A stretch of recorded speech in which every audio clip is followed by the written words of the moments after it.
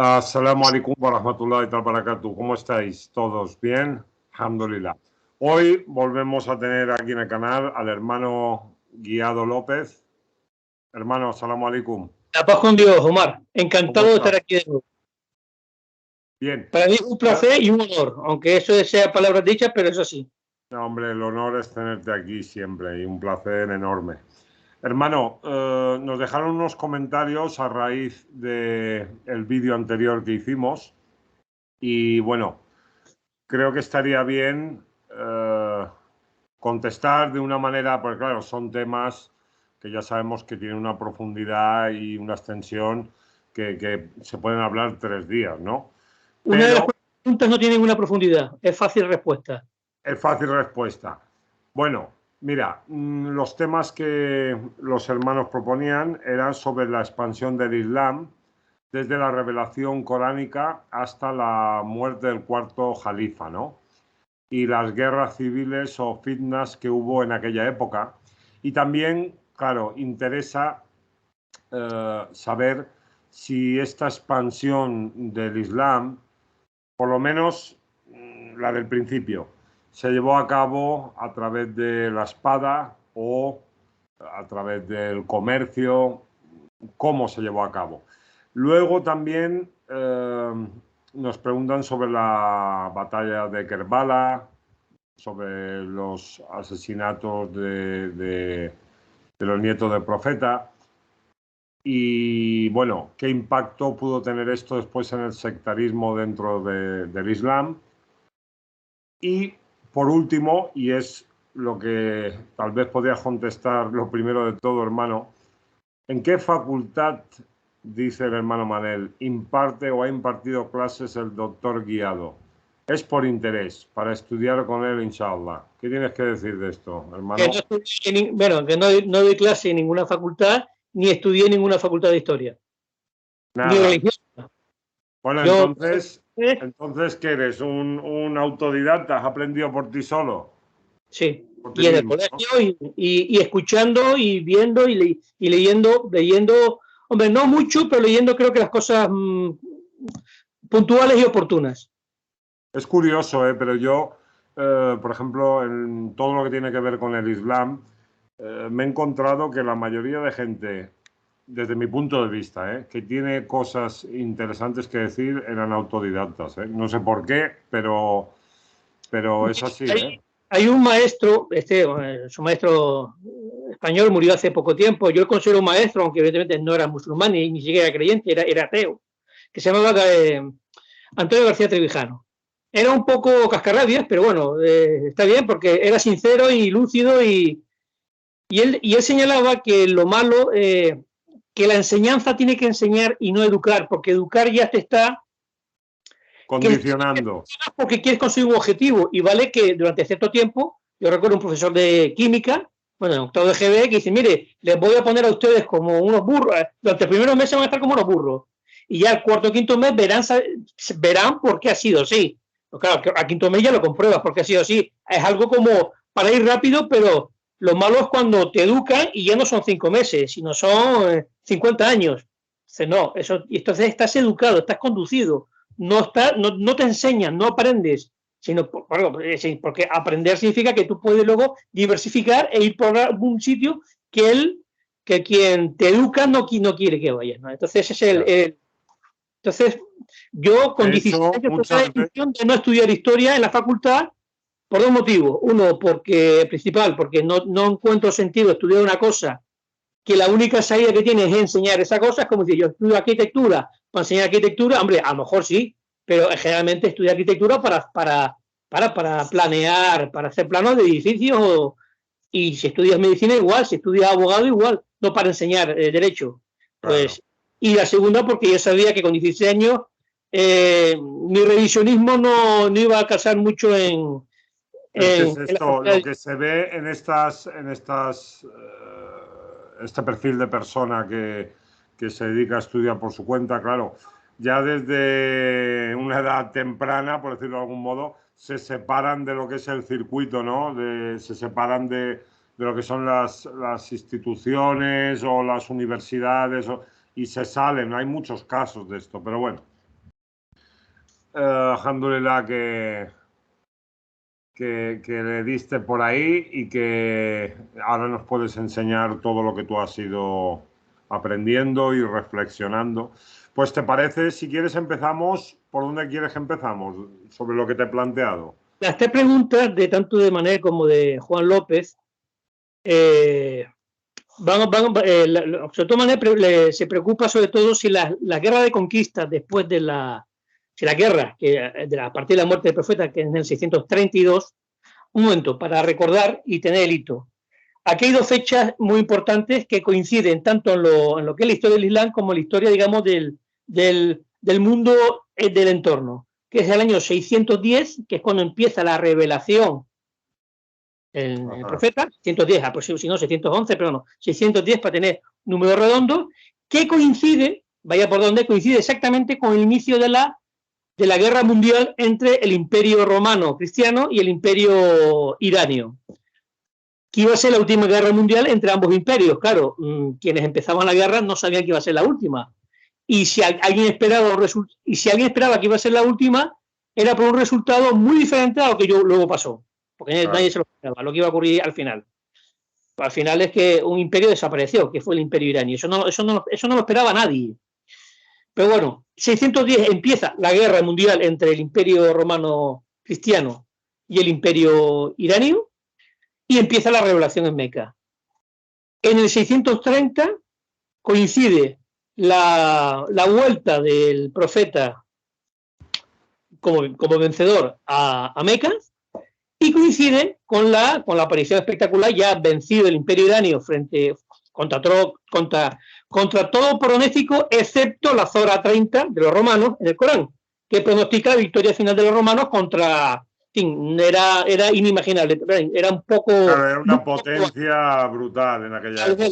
Los iranios iban ganando como un partido de fútbol 15-0, pues así estaban, y al final ganan los romanos. Remontan el partido de forma increíble, pero el Corán, los Corán lo pronostica. Y el 630 coincide también cuando el emperador Hércules, bueno, ya no es tan joven, llamaba a Hércules joven para diferenciar del padre, pero ya 630 ya era mayorcito, cuando él aparece con la gran reliquia de la cristiandad, que es la reliquia de la Veracruz, en Jerusalén, cargando. Claro, eso tuvo que ser espectacular, y lo fue, ¿no? Entonces, porque parece que ya había vencido el Imperio Romano contra todo. Bueno, pues justamente es ese mismo año. Entonces, para entender, 610, 630, que es cuando se produce la revelación, también, bueno, llega hasta 632, que es cuando muere el mensajero. Entonces, las preguntas van orientadas, sí, bueno, las guerras que se suceden más posteriormente son guerras de conquista. También se habla sobre las fitnas. Las fitnas, para los que no son musulmanes, fitna es cuando hay una separación, una confrontación interna civil a partir de la muerte del profeta, y también durante la guerra sobre las siguientes 4 califas, al cual la historiografía oficial o clásica llama califa recto, los Rasidún. Yo ese término no estoy muy de acuerdo, porque ya estás calificando positivamente por 4 mandatarios que, como todos los mandatarios, pues tienen sus luces, sus sombras, y generalmente, por lo general, no conocemos mucho de ellos, aunque hay mucha literatura, pero no conocemos mucho de ellos. Incluso creo que pusimos como ejemplo en la última que cierta literatura que habla bien de Omar Mataxi, no, de Omar Ben al-Khattab, pues parece que es a favor, pero el pobre lo pone muy, lo pone como un bruto. Bien, para resumir, después del profeta, una vez que muere el profeta, no se elige, se nombra deprisa y corriendo a Abu Bakr como califa, como sucesor. La explicación que se da, además, quienes los eligen, no hay ninguno de Medina, o sea, no hay ningún Ansar. Ansar son los musulmanes de Medina. Pues absolutamente ninguno de los que escogen a Abu Bakr como califa es medinense. Eso choca muchísimo en Medina. Lógicamente dice, ¿por qué escogen a este como jefe si nosotros no hemos participado, ¿no? esa reacción es lógica. La explicación que se da, porque bueno, estamos hablando de que hay sus pros y sus contras, es que al estar muerto el profeta había que nombrar un sucesor rápidamente porque si no todo eso se venía abajo. Se había creado más o menos lo que es una comunidad política, una unidad, y eso se podía. Eso se desencadena. Al final Medina acepta a Abu Bakr como profeta a regañadientes, pero lo acepta, y se desata al califa Abu Bakr, y se desata lo que la historia decía. Eso sí que yo rechazo abiertamente el término, la guerra de la apostasía. De ninguna manera habría alguna apostasía, pero la reacción es que no se aceptaba, no es que se renegase del Islam, que si lo que ocurría es que no se aceptaba a Abu Bakr como califa. Esa era la reacción. Vale, o sea, estás diciendo que hubo una oposición a Abu Bakr, a este nombramiento de Abu Bakr como califa después de la muerte del profeta. Esa posición se establece como una insumisión fiscal. No pago impuestos. Yo no tengo que pagar impuestos a alguien que yo no he participado en su elección. O sea, el planteamiento es muy lógico. Es decir, ¿por qué tengo que pagar impuestos a alguien que yo no he participado en la elección? A lo mejor yo no he elegido, pero sí ha elegido a alguien de mi tribu. Pero es que es que muchísimas tribus no participaron en esa elección. Claro. De todas maneras, Guiado, déjame hacer un inciso aquí, por favor.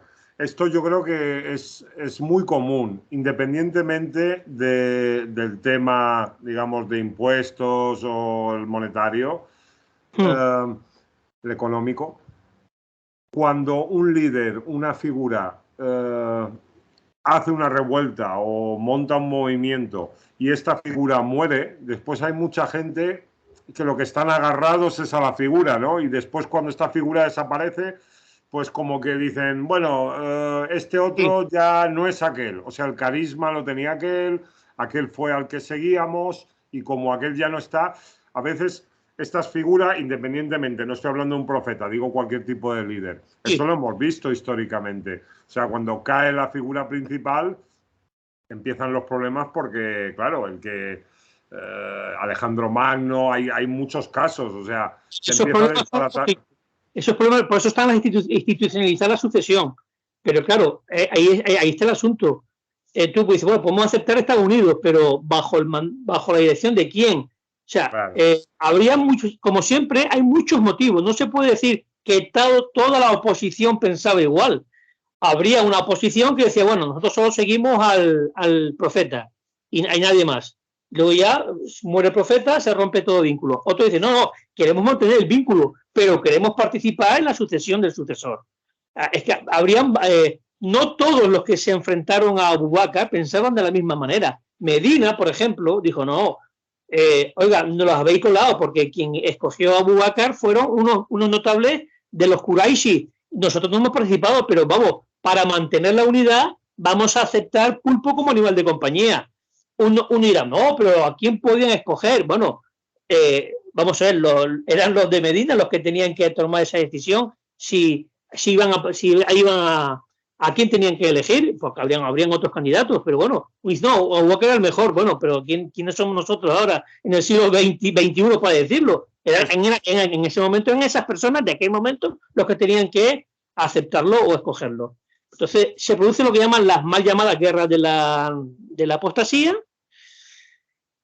y en la cual es un momento bastante complicado y terminan venciendo y se sigue imponiendo y se sigue manteniendo la unidad a costa de una guerra seguramente contra muchos grupos que eran musulmanes honestos, que lo que protestaban era que no iba a participar en la sucesión. Claro, y dice, ¿cómo se monta y cómo se escoge un sucesor en la Arabia de aquella época, en la cual no había ni telégrafo? Entonces era bastante complicado, claro, por eso se instituye luego al final.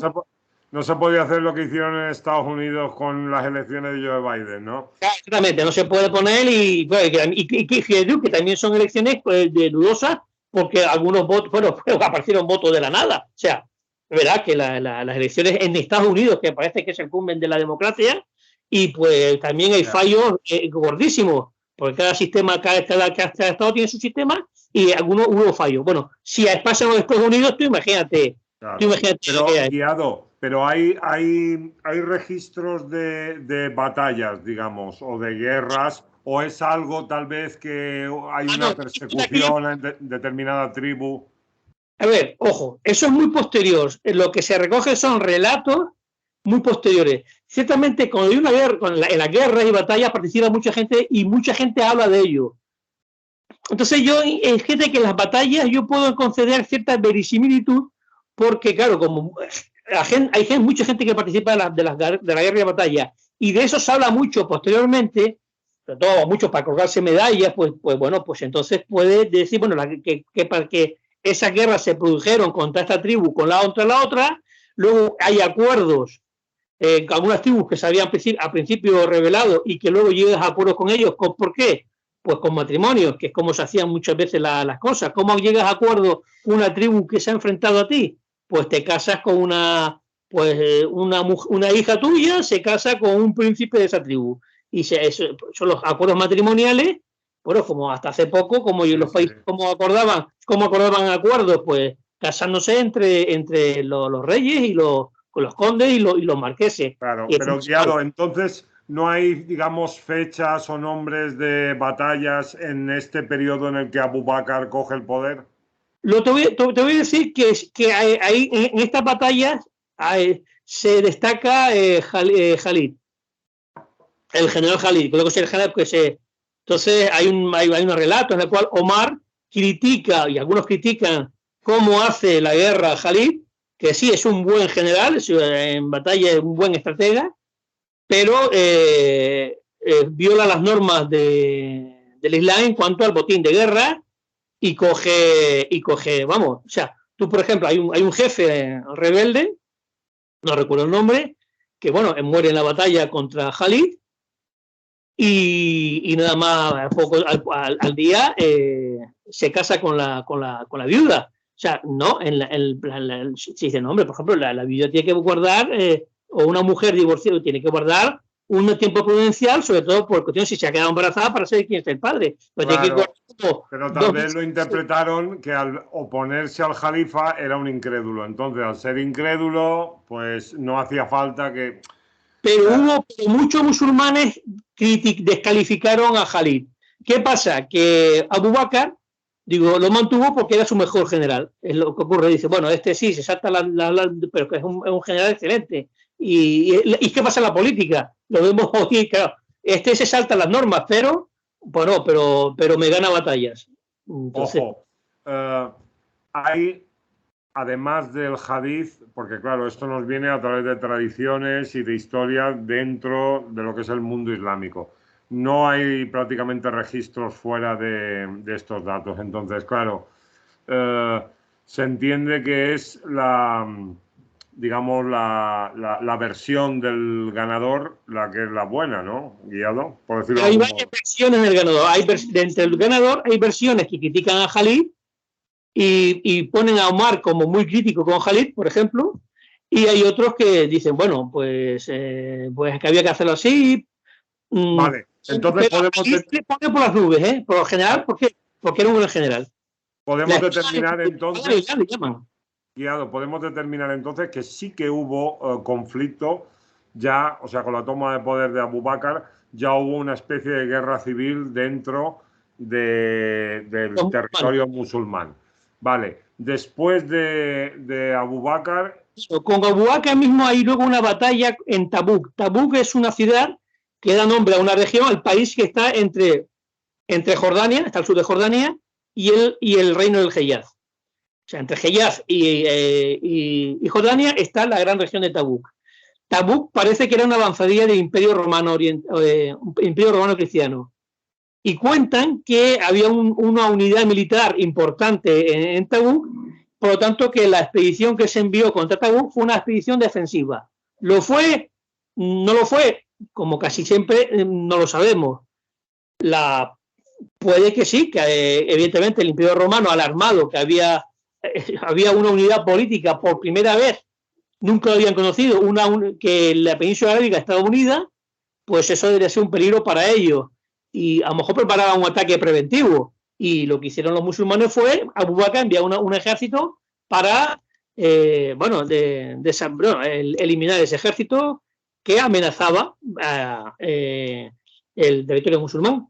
No lo sabemos. Podría ser una guerra defensiva o simplemente un ataque preventivo, no lo sabemos. Eso lo sabemos más tarde, porque Abu Bakr muere en el 634, recordemos, 632 muere el profeta, 634 muere Abu Bakr, y de nuevo se hace una pilula, hablando para que todo el mundo lo entienda, que es un término que se conoce también en México o en Colombia o en Argentina, y los qurayshis escogen al califa Omar, o sea, se la vuelven a jugar a la gente de Medina. Ningún medinense participa de la elección de Abu Bakr, y esta vez se opone abiertamente la familia de Abu Bakr, porque algunos consideran que Abu Bakr ha sido envenenado. Eso ha sido Abu Bakr fue envenenado, se acusa de eso. Entonces parece que Aisha bin Abu Bakr se opone a la elección de Omar. Como en su momento Ali no estaba de acuerdo con la elección de Omar, pero esta vez Ali, luego ahí empiezan los conflictos. Ali, para buscar la unión, Ali, el famoso Habib bin Abu Talib, acepta ser consejero de Omar, claro, porque Omar lo nombra consejero para facilitar la unión. Y ya Omar sí que es un califa, digamos, de carácter fuerte, es el verdadero fundador en ese momento de la comunidad política musulmana, y está mucho más tiempo, y con él se inicia la gran expansión, con el califa Omar ben al-Khattab. Guiado, perdona, con Abu Bakr, ¿hasta dónde llegan los musulmanes? Por Abu Bakr ellos conquistan lo que actualmente, para hablar por supuesto, el Yemen ya era musulmán. Bueno, bajo soberanía musulmana. Con Abu Bakr conquistan lo que actualmente es Jordania, Palestina, Líbano, Siria, Irak.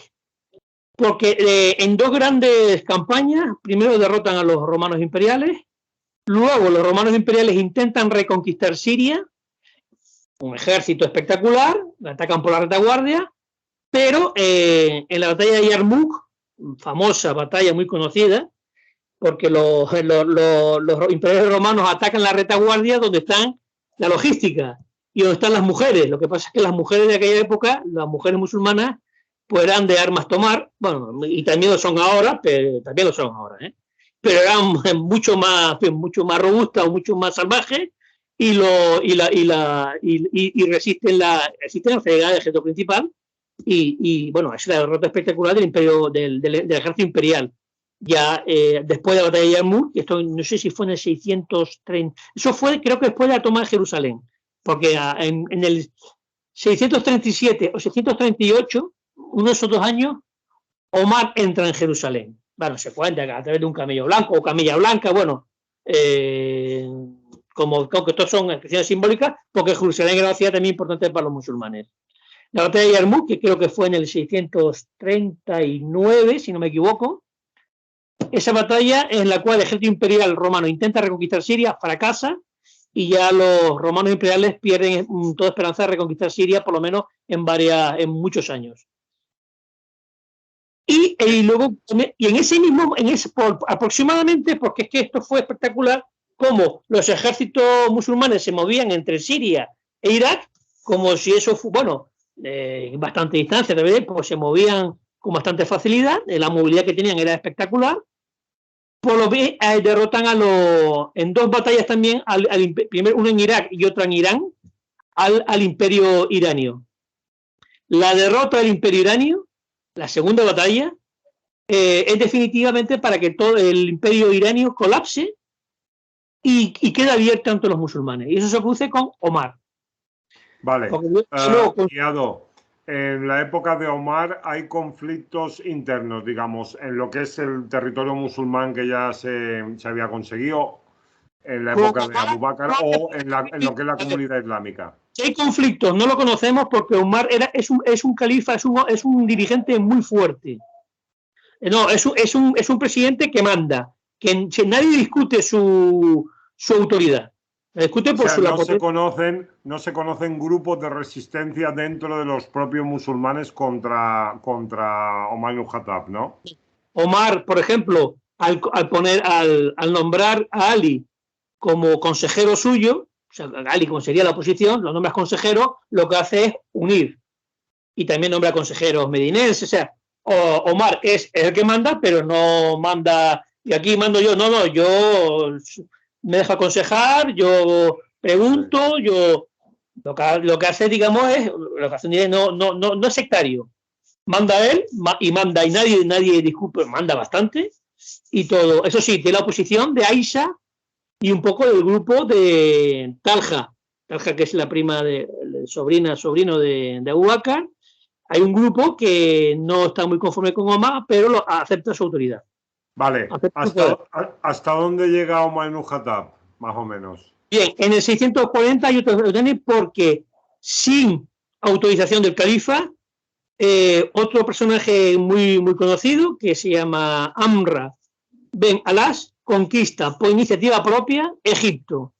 Estaba en paz, eso sí parece que es una guerra de conquista ilegítima, o sea, por la cara no había conflicto alguno porque el gobernador de Egipto tenía un acuerdo de paz con los musulmanes y Amra Ben Alas conquista Egipto. ¿Qué pasa? Una vez que pasa muchas veces, hay una iniciativa, tú no estás de acuerdo con la iniciativa, pero tú no te puedes volver atrás. Entonces, Omar Ben Khattab no está de acuerdo con lo que ha hecho este general, Amra Ben Alas, que conquista Egipto, y tiene que enviar 2 ejércitos de refuerzo. Bueno, ya que una vez que se conquista Egipto, no vamos a permitir que se haya derrotado. Entonces vamos a enviar 2 ejércitos de refuerzo que llegan en otros años para consolidar la conquista de Egipto, que dura unos 3 o 4 años. O sea, estamos hablando que un pacto que Omar ibn Khattab hace con Egipto se rompe por culpa de un general y que después Omar ibn Khattab ya dice, bueno, de perdidos al río, ¿no? Pues venga, vamos, ya que han entrado, pues vamos nosotros a apoyar esta incursión, ¿no? Porque en los relatos no aparece ningún indicativo de que desde que Egipto se iba a iniciar una ofensiva contra la Siria o Palestina ocupada por los musulmanes, sino eso fue una guerra de conquista y decir, bueno, Amra Ben Alas aparece en los relatos como alguien que era uno de los antimusulmanes, uno de los islamófobos más inteligentes, que al final, en el 623, sí se convirtió al Islam. Bueno, no entramos en la sinceridad de las personas, ahí no debemos entrar, los motivos solo lo conoce Dios. Claro. Alguien que es capaz de decirle al emperador de Abisinia, mira, es que los musulmanes, mira, que te digan los musulmanes, o sea, que conocía lo que decían los musulmanes, que te digan los musulmanes qué es lo que piensan de la Virgen María o de Cristo. Hombre, lo hizo para hacer daño. Bueno, que alguien que haga mucho daño al principio y luego se convierta, pues bueno. Vale. ¿Y hasta dónde llega más o menos la zona de Omar ibn Khattab, hasta su muerte? Incluyo lo que es el Libia Oriental, lo que es la Cirenaica actual, hasta el Golfo de Sirte, porque eso está dentro de lo que es el virreinato de Egipto actual, lo que es Siria, Irak, y ya con Omar empieza ya colapsa el Imperio Iranio y empieza, claro, porque es un imperio inmenso, empieza la ocupación del Imperio Iranio. Con Omar. Es cuando Omar muere asesinado por un esclavo. Dicen que fue un motivo personal, que ahí no había ninguna cooperación política, no lo sabemos, como el supuesto envenenamiento de Abu Bakr, no lo sabemos, eso no tenemos aquí. Podemos analizar si Napoleón fue envenenado, y parece que sí. ¿Por qué? Porque tenemos los restos del cadáver y se le analiza y dicen, pues este fue envenenado. Y ya sabemos, ¿quién lo va a envenenar? Pues los británicos, pues claro, ¿quién lo va a envenenar? Pues porque estamos bajo protección británica en Santa Elena. Pues no sabemos qué pasó si había unas operaciones con Omar detrás. Por los relatos tampoco es tan claro. Parece que fue un esclavo, se cabreó con Omar y lo mató. Entonces, es sucedido por Uthman, de nuevo otro Quraysh. Uthman pertenece al subclan Omeya. El clan son el clan de los Abdusams, que era un clan que se opuso al clan hashemita. Pero es verdad que Uthman era un Omeya que desde el principio estuvo con los musulmanes, que fue musulmán desde el principio. era como alguien, habían 2 o 3 miembros de este subclan, de los Omeyas, que se hicieron musulmanes, pero en contra de su clan, Abdusams. Ojo, porque los Omeyas todavía no forman un clan, todavía no son tantos para formar un clan. Los Omeyas son una rama del clan Abdusams, de la cual pertenece Muawiyah, al cual pertenece Abu Sufyan, padre de Abu Muawiyah, y al cual pertenece Uthman. Lo proclaman califa. Ojo, ya Muawiyah ya había sido nombrado gobernador de Siria por Omar, no por Uthman, pero era que con Uthman pues llena de cargo a miembros de su clan. Los Ansar, digamos, ya sí tienen voz y voto en esta elección de... Es que prácticamente todavía, no, es que tú no ves, a ver, tú no ves grandes generales o gobernadores que sean Ansar. Son todos de la familia, de la tribu Quraysh. Casi todos ellos son de la tribu Quraysh. Toda la gente que vino de Meca, toda la gente que venía de Meca allí. Que no venían de Meca, y que venían porque Muawiyah no era un compañero. Muawiyah era alguien, hijo de un dirigente, y de una dirigente islamófoba. Pues yo considero que el jefe del bando islamófobo era más su señora madre que su señor padre. Su señor padre era más moderado. La madre cuentan que se comió el hígado de Hamza, o sea. Bueno, esa señora, pues, era la Margaret Thatcher o la Golda Meir de aquella época. Bueno, no vea. Pero, pero que entonces, Guiado, los Ansar o la gente de Medina no tuvieron entonces nada que ver tampoco con la elección de Uthman, ¿no? Claro. Y generalmente creaba conflictos, pero parece que muchas veces se acepta ya una inercia, y bueno, sí, pero... A ver, probablemente habrían consejeros que también eran Ansar, pero como si tú ves los gobernadores, los generales, venían todos de Meca. Eran Quraysh. O sea, Ansar no había. Entonces... ¿Y hasta dónde llega? O sea, ¿sigue habiendo conquista en el periodo de Uthman? Digamos... Se extiende la conquista por el imperio iranio, y digamos todo el imperio iranio prácticamente es ocupado, excepto el salvaje aquella que yo digo que la zona de lo que actualmente sería el centro de Afganistán, eso no se ocupa, porque ahí todavía van a estar matando más de 2 siglos dando guerra, los zumbiles que llaman, un término, es una región que sería el Alto Helmandur, que es el río principal de Afganistán en el sur. Pues ahí hay un reducto de un reino que resiste y va hasta 2 siglos resistiendo. A lo mejor ha conquistado brevemente, pero vuelve a emanciparse. Entonces, pero eso queda lo que realmente es conquistado lo que sería un poco lo que es el noroeste de Afganistán, y el oeste de Afganistán sí es ya ocupado. Hasta esta zona se ocupa.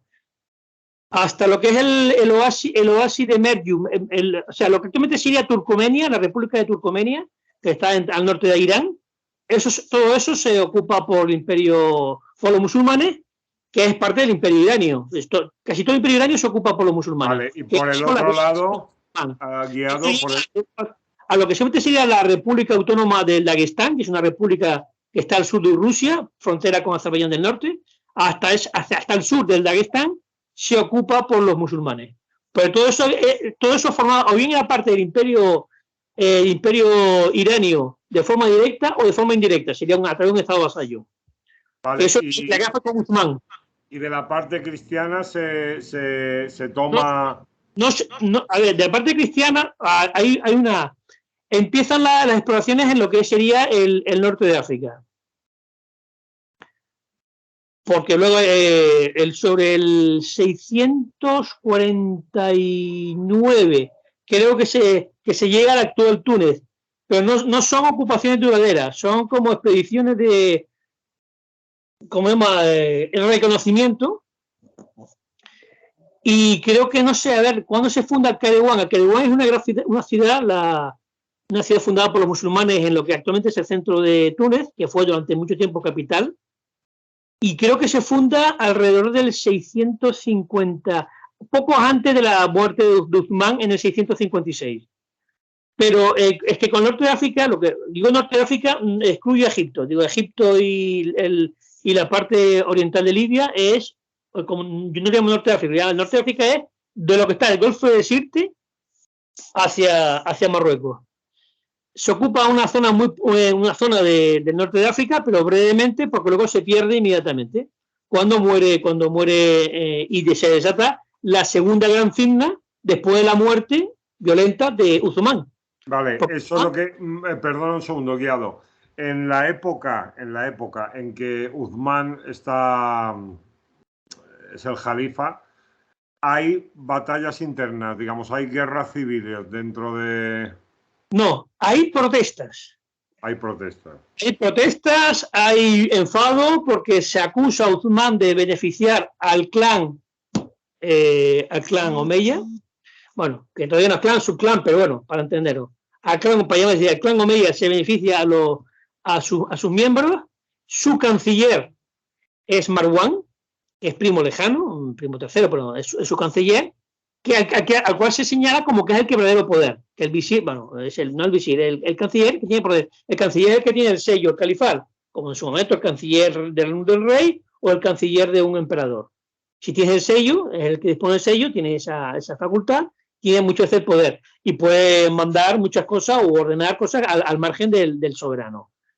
Porque aquí es cuando se produce el conflicto en Egipto. Ya hemos dicho que en Egipto había habido 3 ejércitos, uno primero con Amr Ben Alas, luego uno segundo y un tercero con Azubair. Azubair era primo materno del profeta, se le reconocía por su turbante amarillo, que es el general del tercer ejército que viene a reforzar a los 2 anteriores que ocupan Egipto. Bien, los veteranos de guerra que se establecen en Egipto protestan contra el gobernador que le ha puesto Uthman porque el gobernador le hace pagar impuestos.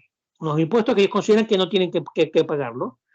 Hay protestas, Uthman pone a un pariente o un protegido como vicegobernador y resulta que el vicegobernador empieza, como en España, el vicepresidente empieza a fastidiar al presidente, ¿no? Y claro, el gobernador y el vicegobernador punteados, esto facilita que la oposición sea más fuerte y cuando vienen y se enteran de que hay una orden de ejecución de algunos dirigentes de la oposición en Egipto, es cuando hay un enfado monumental y van una expedición, un grupo de protesta a Medina a exigirle a Uthman cómo ha ordenado la ejecución de unos dirigentes de oposición, porque eso va contra todo derecho, ¿no? Contra toda ley. Es cuando se reproduce Ojo, son veteranos, para que nos demos cuenta del inglés, son veteranos de Azubair y veteranos de Amr Ben Alas. No son, digamos, partidarios de Ali, son partidarios, digamos, de otros dirigentes musulmanes que no son precisamente pro-válidas. Ya. Porque luego se monta una historia de unos relatos diciendo, no, detrás del escrache, para utilizar un término moderno, a Uthman estuvieron los partidarios de Ali. No, detrás detrás y delante del escrache a Uthman estuvo, en todo caso, los veteranos de Amr Ben Alas y los partidarios que habían sido partidarios del califa Abu Bakr. Porque estaba Abtalha, estaba Zubayr, digamos, defendiendo o amparando porque eran sus veteranos, gente de su partido, vaya. Claro. La tradición nos dice que Uthman murió asesinado en su casa y en Medina. ¿Quién lo asesina? Sí, a lo mejor fue asesinado o a lo mejor murió claro, un escrache, se produce un enfrentamiento y muere violentamente, no porque había... Lo que se cuenta es que una musulmana, una musulmana de Medina, fue a proteger al califa, porque es que el califa estaba rodeado en su casa. No había una guardia, entonces no había una guardia, digamos, califal. ¿Rodeado por quién, Guiado? Exactamente. ¿Por qué? Rodeados por los veteranos de Egipto, o sea, por la gente de Azubair y de Talha. porque cuando Uthman les dice, mire, yo no he autorizado la muerte de nadie, entonces le dijeron, oye, a ver, si tú no has autorizado la muerte si tú no has ordenado la ejecución de estas personas, pero aquí hay un sello califal, significa que lo ha hecho tu canciller. Entonces, o una de dos, o tu canciller firma condena a muerte sin que tú te enteres, entonces tú eres responsable político porque no sabes lo que está haciendo tu canciller, o bien o estás mintiendo. En todo caso, ¿qué ocurrió? Porque cuando parece que se había solucionado, se había calmado las aguas, se había pacificado, cuando ellos vuelven a Egipto, bueno, interceptan al mensajero que lleva una orden para decir esto, cuando lleguen a Egipto, pues te los carga. Vamos, en fin, también dice el mismo camino. Pero no es un poco extraño que esta gente vengan de Egipto, rodeen al Jalifa en su casa, y en Medina él no tenía ejércitos o no tenía gente.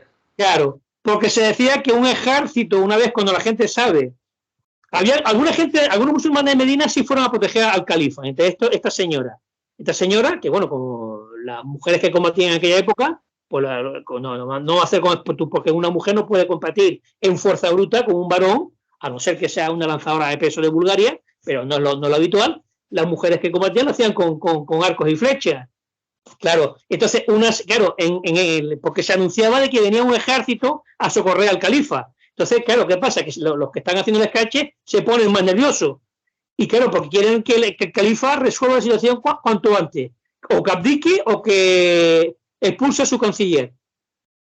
Claro, Uthman no abdica. Entonces, algunas personas protegen al califa. Y una de estas mujeres, bueno, las personas que protegen al califa, una arquera, dispara y mata a un indignado.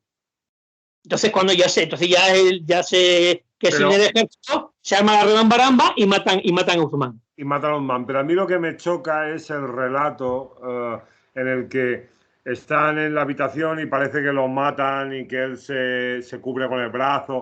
Pero es un relato que está. Otros relatos dicen que no, que es que Uthman salió de la casa. O sea, vale. No es que. Bueno, como fuera, pero. Estaba dentro de la habitación. Pero ¿cómo se entiende que venga un ejército súbdito de Egipto y llegue a Medina con intenciones de enfrentarse al Jalifa y en Medina... Pero no viene como ejército, Omar. Vienen como un grupo de protesta. Son, digamos, protestones. Protestan. No vienen como ejército, no vienen tendrán sus espadas, pero no es que vienen armados con coraza y tal, sino vienen, digamos, a exigirle al califa de una forma con mucha fuerza que resuelve la situación. Y luego, en esa oportunidad lo matan. Y teniendo la oportunidad lo asesinan.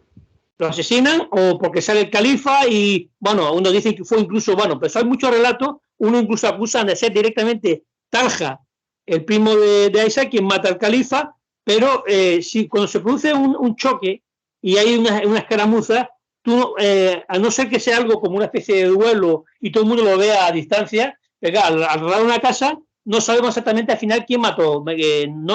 Se produce un rebumbio. No sé. Luego hay relatos en los que dicen que es este y lo otro. Igual que el relato de que a lo mejor no fue esta señora la que disparó y maté, porque la primera muerte fue por parte de los indignados. Y de todas maneras, o sea, yo no entro ahí, o sea, estoy... No lo podemos saber. Que lo digo en voz alta. Que un grupo indignado rodee la casa al Jalifa, que el Jalifa no tenga una guardia para achicharrar a esta gente en cualquier momento, resulta más que sospechoso. O sea, que puedan entrar y puedan matar al Jalifa un grupo de gente que viene molestos desde Egipto y que sean unos cuantos musulmanes los que, una mujer, que estén defendiendo al Jalifa. ¿Dónde está la guardia? ¿Dónde está la guardia del Jalifa y dónde están los ejércitos? Pues no hay guardia del Jalifa, porque parece que, claro, hombre, es como hay otros ejemplos de dirigentes que no tenían ningún tipo de guardia. Y claro, como Omar ibn Khattab, ¿no? Que en los relatos dicen que dormía fuera de la mezquita en el suelo. Claro, claro.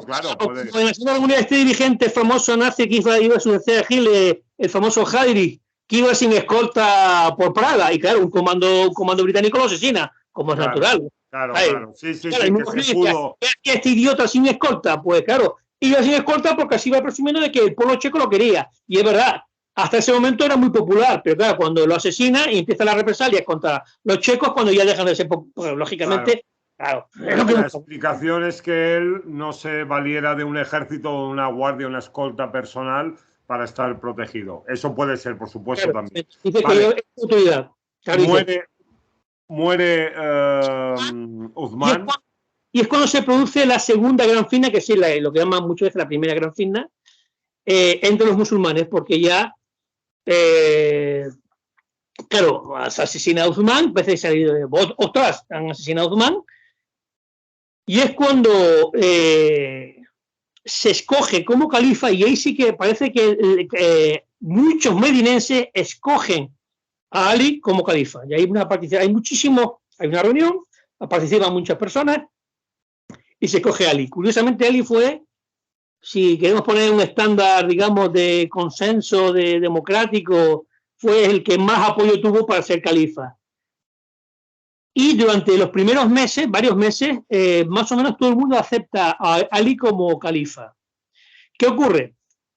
Que Ali, a diferencia de otros califas, no empieza a nombrar cargos entre los notables de Meca, sino que los coge de todos sitios. Ya puede ser, tú puedes ser un converso que te escojo como gobernador, tú puedes ser hijo de una prostituta, y de hecho fue así.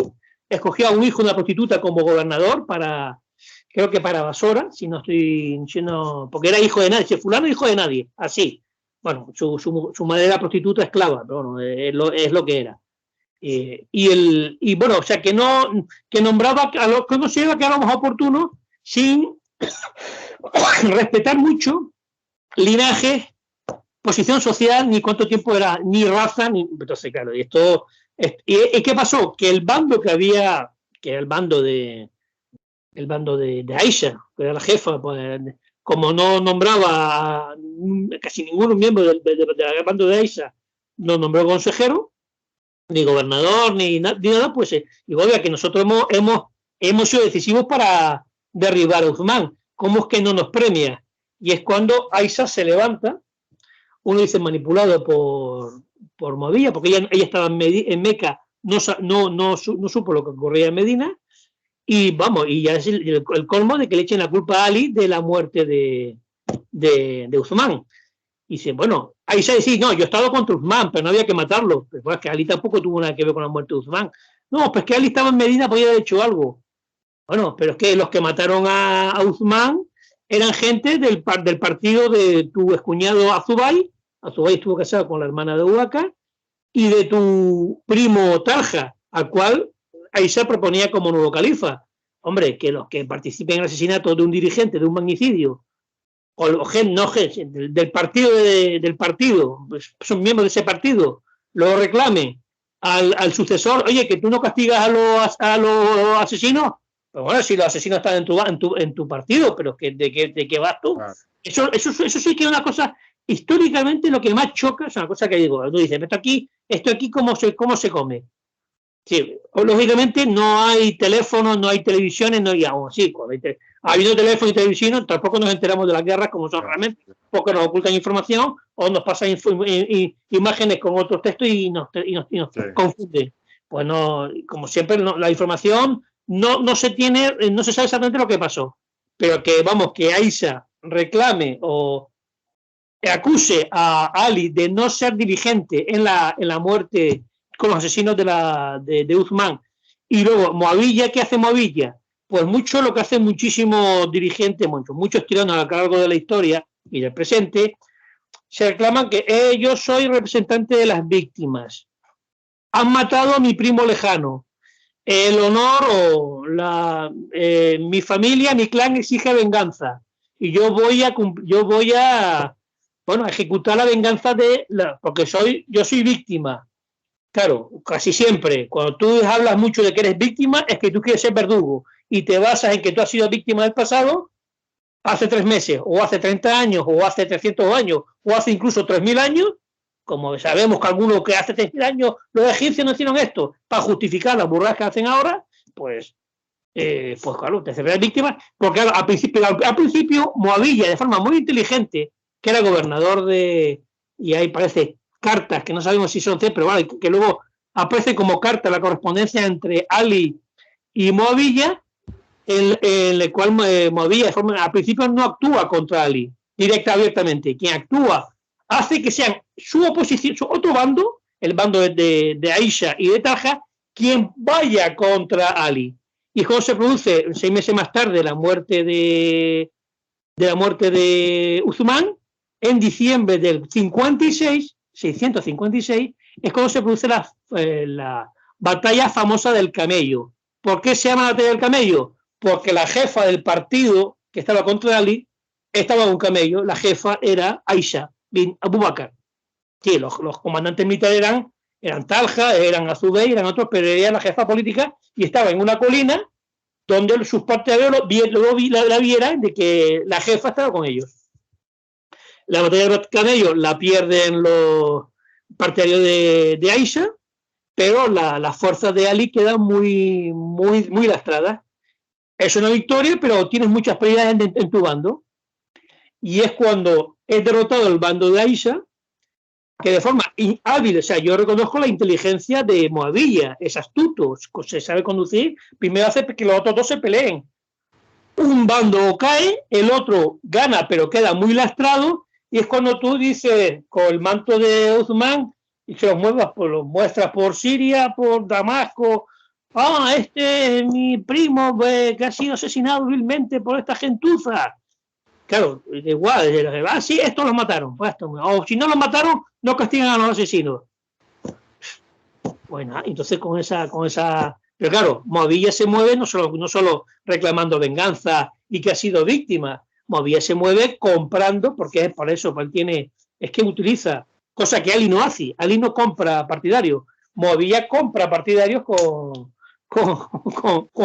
el tesoro de Damasco. Entonces, la muerte de Ali, cuando no se procede. Luego hay una batalla que es la batalla de Siffin, que pues yo invito al programa que tengo con Hussein sobre la batalla de Siffin, que se produce en julio, dura 3 días, una batalla que dura bastante. Para el estándar de la época, 3 días es bastante para una batalla.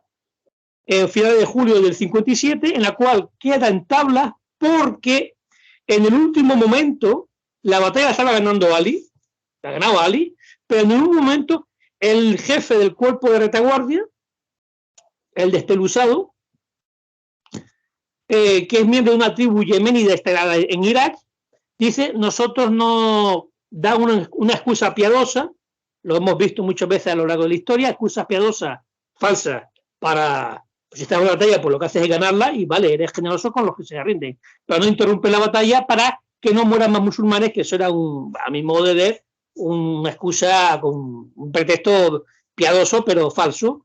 Entonces se establece como un arbitraje, pero claro, es que los árbitros son, uno es Amr Ben Alas y el otro es un moderado que pone a Ali para que arbitren el quien tiene la razón. ¿Y qué es lo que hace Moavilla? Compra uno de los dos árbitros, Amr Ben Alas, y al otro parece que también lo pueden sancionar.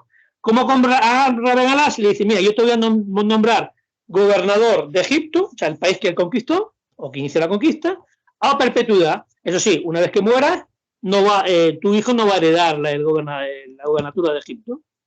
Y al otro, pues le da tierra, parece que le da tierra. No recuerdo quién, pero bueno, el hecho es que Moavilla, hay una resolución en favor de Moavilla. Claro, no se ha aceptado y 4 años más tarde, sí, en el 57, 4 años más tarde, en el 61, parece que hay una conjura entre dos peregrinos a Meca que resuelve y dice, bueno, ¿cómo se resuelve este conflicto, esta asigna entre dos dirigentes musulmanes? Pues nos matamos a los dos. Esto es una solución salomónica, bueno, falsamente salomónica, y lo que hacen evidentemente matan a Ali, que otros dicen que Ali estaba preso por parte del bando del despeluzado, que era un califa sin poder, y el intento de asesinato de Moavilla pues no contiene éxito, y al final se queda Moavilla después de 5 años en guerra o de enfrentamiento como único soberano de todos los musulmanes. Vale. Se proclama proclama rey en Jerusalén, por cierto. Guiado, hermano. Yo me imagino que en esta época, en estos años en que Ali gobierna y que tiene mucho jaleo, muchas disputas internas, guerras civiles, no hay una expansión del Islam. Ya, digamos, en ese periodo no hay una expansión. Se detiene. Lo que se había empezado a ganarse, lo que es en Túnez, se pierde completamente. Y luego tiene que, a partir con Movilla, ya se retoma la conquista de lo que es el sur de Túnez y lo que es parte de Argelia. Vale, lo de Movilla, si no te importa, pues llevamos ya casi una hora. Lo vamos a tocar en el siguiente vídeo. Hemos hecho un repaso desde la muerte del profeta hasta la muerte de Ali. 632 al 661. Justamente 31 años. Vale. Y hemos visto los conflictos que hubo. Los 4 califas hasta la coronación de Movilla como califa de toda la umma. Vale, hemos visto que hay una expansión y bueno, evidentemente hay guerras en esa expansión y también que hay guerras en el periodo de Abu Bakr y en el periodo de Ali. Hay dos guerras. Con Abu Bakr y después la muerte de Uthman, violenta de Uthman. Vale, y que esto es algo que preguntaba un hermano, en esta expansión, digamos, de los califas, hay, digamos, ¿es todo a la fuerza, es todo con la espada o también los pueblos se abren y reciben a estos? A ver, no se obliga a nadie a ser musulmán. De hecho, incluso los omeyas hacen la política fiscal que desarrollan, no quieren que se hagan musulmanes porque si no pagarían menos impuestos. Ojo, porque establece un sistema tributario en el cual te interesa que no seas musulmán. Vale, entonces no hay, digamos, una conversión, un intento de conversión a la fuerza. Yo estoy hablando ahora de los 4 califas, ¿eh? Después en el siguiente programa hablaremos, no hay, digamos. No hay datos que indiquen, que, bueno, que se forzara a nadie a ser musulmán.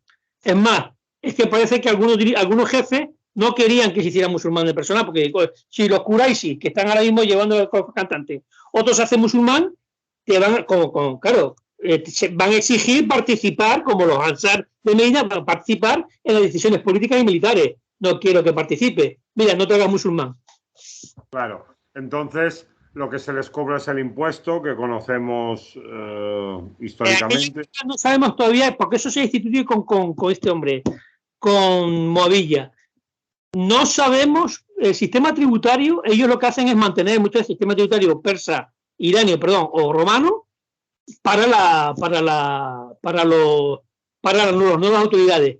De todas formas, parecía que los egipcios o sirios o palestinos que pagaban impuestos al Imperio Romano, cuando pagan impuestos al nuevo imperio musulmán, pagan menos impuestos.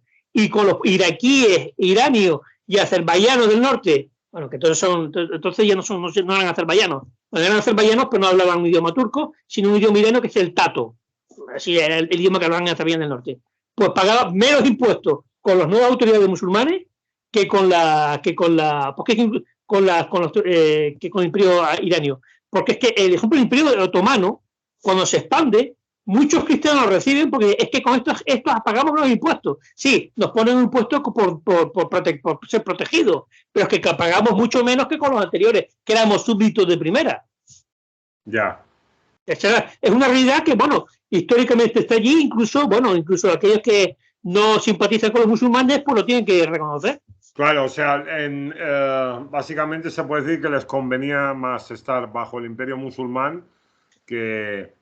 Y con esto acabo. Y había otra cuestión importante, Omar, es que buena parte de la población siria o siriaca o palestina y buena parte de la población, la mayor parte de la población egipcia, un 90%, eran monofisitas, cristianos monofisitas, que habían sido perseguidos, acosados a partir de Justino II por su fe, porque claro, con Justino II ya se imponía el bificismo, es decir, que Jesucristo tenía dos naturalezas y el que no lo creyera eso era un hereje y había que perseguirlo. Por lo tanto, muchísimos monofisitas egipcios y siriacos y palestinos preferían el dominio de los musulmanes que respetaban su religión y no le iban a poner que quieran esto y lo otro, y dice, bueno, esto, porque, y esto va a durar muchos siglos, en el concepto de muchísimos cristianos, los musulmanes eran una herejía cristiana más. En España, hasta el siglo XI se creía que los musulmanes estos son una secta cristiana oriental.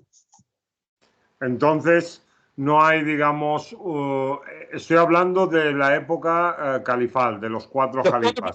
Sí. No hay, digamos, una expansión por la espada a las malas. Hay una política y militar de la soberanía, pero no de la religión. A nadie se le obliga, prácticamente nadie se le obliga a hacerse musulmán. Otra cosa es que tú te convengas a hacerte musulmán porque vas a ser protegido, porque entre lo que preguntaba Manel, la maula es que te convierte en un cliente, es una institución de muchísimas civilizaciones y culturas en la cual tú, como no existe Estado fuerte, pues tú te conviertes en cliente, en protegido de una tribu, de una familia poderosa, y como protegido de esa familia poderosa, esos te van a garantizar tus derechos. Entonces, a lo mejor te haces musulmán, pero por ser protegido, porque te interesa, digamos, para tener una protección especial o frente a ser un simple súbdito, pero no se obliga a poblaciones a hacerse musulmanas, ni muchísimo. No, pero me refiero que las conquistas de territorio, claro, ellos van con ejércitos y se imponen. A partir de ahora vamos a mandar nosotros aquí, en Siria, en Egipto, en Palestina. Cuando ellos llegan allí, claro, se encuentran resistencia muchas veces, me imagino. Por parte de otros ejércitos. Pero en gran parte la población no resiste a la conquista, porque son otros ejércitos. Acordémonos, esas poblaciones habían sufrido, sobre todo Palestina, Siria, Egipto, la conquista irania pocos años antes. Ellos ya sabían lo que era un ejército invasor. Y en algunos sitios los ejércitos iranios pues se comportaron, arrasaron, saquearon y tal. Y parece que en alguna zona de Egipto hubo resistencia y hubo ciudades que sí sufrieron. En algunos sitios de punto de Egipto sí hubo resistencia, pero que ya hemos indicado que la conquista de Egipto fue contra fue una conquista. Entonces, los musulmanes que conquistaban, todo esto, repito, en la época de los califas, en el siguiente episodio hablaremos después de los califas, pero se encontraban con fuerzas militares que muchas veces poco tenían que ver con el pueblo, con la población, ¿no? O sea, imperiales, claro. Y, claro, lucharon contra eso y después, bueno, pues respetaron la religión del pueblo y, de hecho, el pueblo también estaba mejor porque tenía que pagar menos impuestos que con los que con el imperio. Los respetaban más la religión del pueblo que las antiguas autoridades imperiales romanas. Es que la lo llaman, hay un término que a mí se llama melquita. Melquita significa, bueno, eso es el mismo que el caldeo, que es el mismo el término de mulk de árabes, la misma raíz, es del rey. Melquita es la religión del rey. Melquita se refiere a los ortodoxos del Concilio de Calcedonia, que son los bifisitas. En cambio, los ortodoxos que rechazan el Concilio de Calcedonia son los monofisitas, que los monofisismos es el cristianismo de la mayor parte de los cristianos de Egipto y gran parte de los sirios y palestinos. Entonces yo digo, con los musulmanes, estos no respetan nuestra religión, con los otros no. Guiado, lo vamos a dejar aquí hoy y el próximo día, inshallah, si quieres, continuamos con lo que ocurrió después de la muerte de Ali. Sí. Si te parece. Me parece muy bien. Vale. Pues, Guiado, muchísimas gracias, como siempre, por estar aquí, por darnos estas charlas, estas explicaciones tan valiosas. Y, bueno, saludar a todo el mundo del canal. Y, bueno, nos vemos en la próxima, ¿no? Y no se corten en preguntar, incluso, bueno, eso no hay preguntas indiscretas. Hay respuestas, sí, pero preguntas no. Un fuerte abrazo, Guiado. Muchísimas gracias, Barakallahu, hermano. Assalamu alaikum a todos. Hasta la próxima, inshallah. Assalamu alaikum.